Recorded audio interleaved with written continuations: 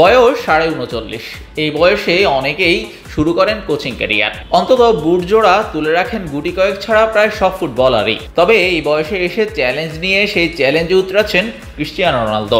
Europe ছেড়ে এশিয়ায় এসেছেন, মরুর বুকে ফুটবলের ফুল ফুটিয়েছেন।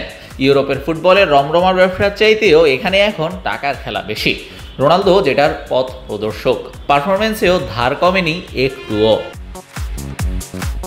তবে একই সময়ে এই বয়সে পর্তুগালের হয়েও পারফর্ম করছেন সমান তালে, এখনও দলের সেরা খেলোয়াড়। দ্বিতীয় ইউরো ঘরে তুলতে রোনালদোকে যে কিছু করতে হবে, নেতৃত্ব দিতে হবে সামনে থেকেই, সেটাই আরও একবার মনে করিয়ে দিলেন পর্তুগালের কোচ রবের্তো মার্টিনেজ। ক্লাবের হয়ে খুব ধারাবাহিক পারফরমেন্স করছে রোনালদো, কোনো সন্দেহ নেই সে দুর্দান্ত স্কোরার। 6ষ্ঠ ইউরোপিয়ান চ্যাম্পিয়নশিপ খেলবে সে, 5টি ইউরো খেলা একমাত্র ফুটবলার। তো আমরা আন্তর্জাতিক ফুটবলের অনন্য একটি অর্জনের ব্যাপারে কথা বলছি এবং তার অভিজ্ঞতা আমাদের কাছে গুরুত্বপূর্ণ। ড্রেসিং রুমে রোনালদো থাকা মানেই দলের জন্য বাড়তি অনুপ্রেরণা, সেটা দলের জন্য সবসময়ই প্লাস পয়েন্ট।